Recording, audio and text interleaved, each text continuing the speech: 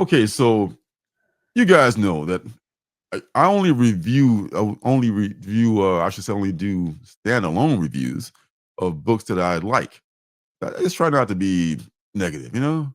Uh, and what's good is the same way. It's not what's everything. It's what's good. You know, it's only good stuff. But damn, I just felt compelled to talk about this book.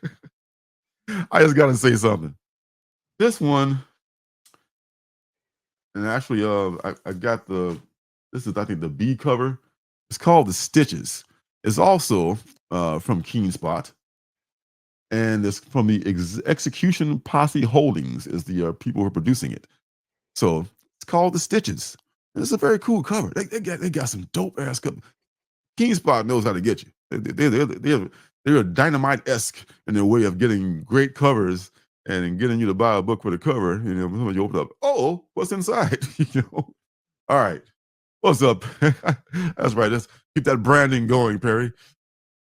Okay, this motorcycle gang of ruffians and shit, and I don't know. Some of the artwork. I mean, the artwork is not my favorite. I don't like the way that they lay out the book. Like on the first page here, they're giving us the descriptions of the characters and their personalities, and basically all they're saying is, you know, they're a bunch of scumbags, dirtbag, 19, the youngest and most unpredictable, a baby scorpion ready to blow his wad, he loses control. Yeah. Stacy, 23, silent, long blonde hair, a harlequin, diamond over one eye, a foot soldier of chaos. You know, all these bad people, you know. And then, you know, all right, great. And just the way that some of these panels are laid out, they unnecessarily have like overlapping like characters, and you can't tell who's saying what because all the characters look kind of alike in some places. I Yeah, don't it like the way does. that can you see like the way I don't like the way some of they draw faces. You know, I mean, and they have a sense of style. I mean, they can draw. I just don't like their style. You know, I hate to say that shit, but it's just not for me, I guess. And I kind of regret buying it. You know, and all they talk about, and the story is just like basically them saying, "Yeah, bruh, mom kicked my ass last night." It's like it's just a scattered story, and then like it just ends. Okay, and at the end it says like, "Stay tuned for uh, uh Papa," which I already ordered, unfortunately, from Tfal. I ordered like the expensive flip cover of Papa Duke, which is due out in January. I hope Papa Duke is not as bad as this. Oh my God! I mean, and it's just a big. I mean, these are all the covers they have. A lot of great covers. I mean, the first cover I think I got the order the other cover here, the upper one, the A cover. Just on the, oh, wow, this looks good. It's exciting. Jim Comics said it's going to be probably, it's already been licensed and all this. You know, it's my fault for, for expecting too much. But I just think like, man, King Spot's done some really good books, but unfortunately, this isn't one of them, in my opinion. You know, I mean, but good luck to them. I hope they have success with their shit. But it's it's just not one for me. Yeah, I like Jim's King. He likes collecting variants, first appearances, but he doesn't resell or flip. He doesn't. Yeah, he does not. He makes that very clear. You're right. He doesn't. Well, I'm not a. I just buy comics. You know, I'm not a comic salesman. But you guys do what you want. You know, I can't do a very good Jim, especially with a cold. But yeah, but I love the way that he has all these books that he doesn't pay more than cover price for, and that's where I've taken up that that's been my motto from going forward is to not pay more than cover price for new books. And he does that, and he really hits the nail on the head with what's coming out. And like with that Wolverine, I should say the Ultimate Wolverine, which came out last week. That cover is already $12, $15. I got 2 or 3 of those coming next week from my comic shop. Couldn't find any out here in a while. So sometimes it pays off. But this was just a case of just not for me. There's that. One I did kind of like. We're moving a little bit forward. I liked a little bit more. I should say a lot more. Is Long Cold Winter. I actually have. They came out with a trailer for it, And the trailer was very cool. What I like about it is the artwork. And here's the trailer. If you can play that real quick for Long Cold Winter. Here it goes.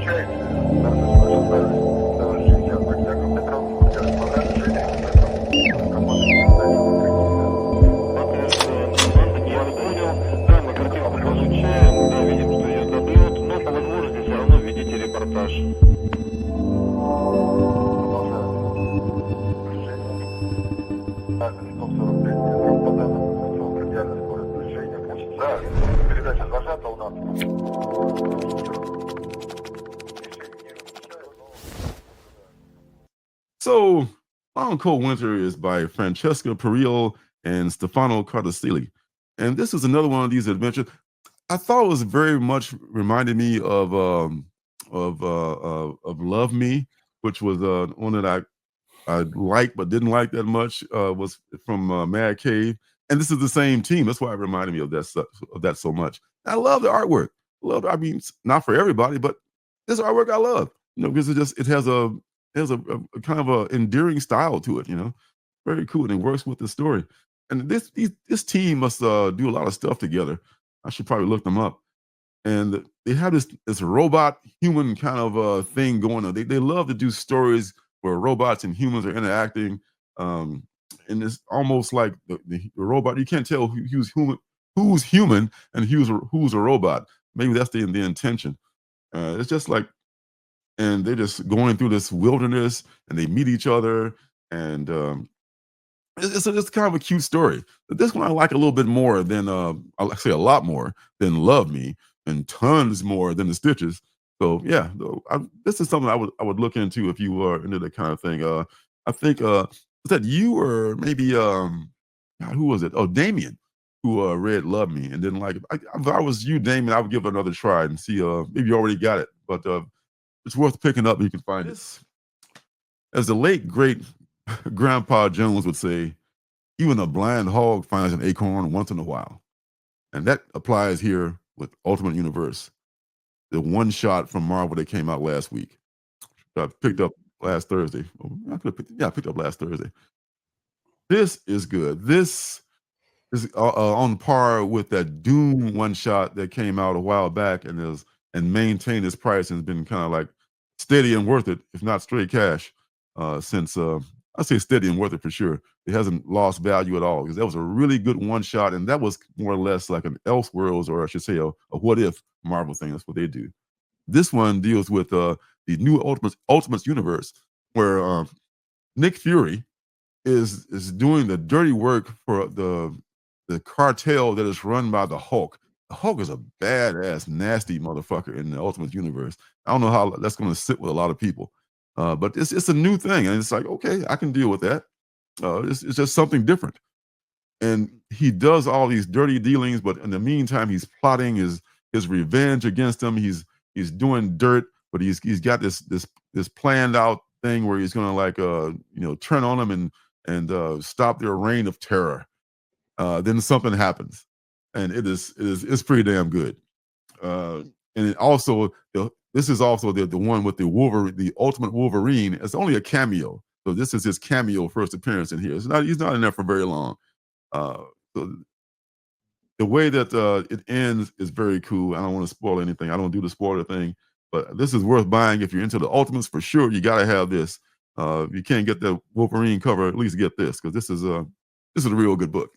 That's interesting. Yeah, yeah, I like this a lot. The last one is, of course, War on Gaza.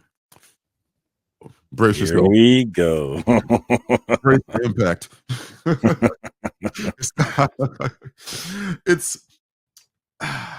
man, Joe Sacco, Frank in the comic shop was telling me about. Actually, spent the night at Frank's house when he was doing the the comic show out here that those many years ago, and he's a really cool dude. Frank says he's just such a down to earth guy. He was born on the island of Malta. I don't know if he's one of the Knights of Malta or not, but he hails from Malta. So he's very neutral. He's not in on either side from this. He's actually from a very he considers himself like a cartoonist journalist, and he just takes in information and just writes it without bias. And it's a completely black and white book, as you might see, and it's $12.99. Whoa, what the fuck was that? I don't want to show too much, but one thing I will show, there's only one splash of color in it, and that's this right here, where Joe Biden is wearing his scarlet letter. I think that says a lot right there. A big G, and you will always wear that. And I'm not talking about James Brown, Gravity, the big G. No, it's the genocide thing, folks, and nobody wants to say that word. But this really talks about uh, his complicity in the genocide that's going on now. We are pretending it's not a genocide, and a lot of stuff that people may not know in this. So I can see how this would cause first controversy. Also, I can see why it would cost $12.99 because it comes from Fantagraphics.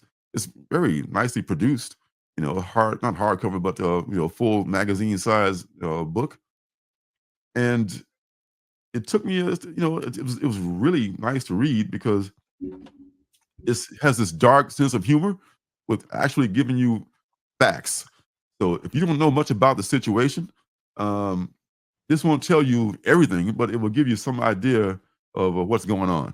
And there's a great exchange between Netanyahu and Biden, where they just I don't even want to spoil that, but it's just something you need to experience. I don't know if he's giving any funds to the cause or not. He probably is because he's been over there. He doesn't just research online. He's been into the shit. He's been over there. He's been with these people. He's talked to them. Some places you can't even bring in a camera or a cell phone. And he just uses his notebook and his memory, remembers all this stuff, and he puts it down on paper later on. And he's a very good draftsman too. I mean, you look up some of his stuff. He's got some stuff from Fantagraphics that he's done before. But could be probably his most controversial thing, only because we can't say anything bad about Israel here in this country because for whatever reasons. Well, I think you can't take any side without getting destroyed. Somebody's gonna, no matter what side you take, the other side's gonna hate you for it. So. Yeah, but the thing is, it's not just by being anti-genocide and anti-Netanyahu doesn't mean that you're anti-Jewish or anti-Semitic. There's a lot of people in Israel detest Netanyahu. In fact, if Netanyahu would ever stop his attacks, he would be up for trial for going to prison for his crimes that he's done before the war. So he's just doing this to keep his ass out of jail, and he's just a plague on mankind and on that country. And many Jewish people have spoken out against this war and against Netanyahu. So it's not about that. So don't go for that bullshit. It's not about that. It's not about anti-Semitism. It's about right and wrong, plain and simple.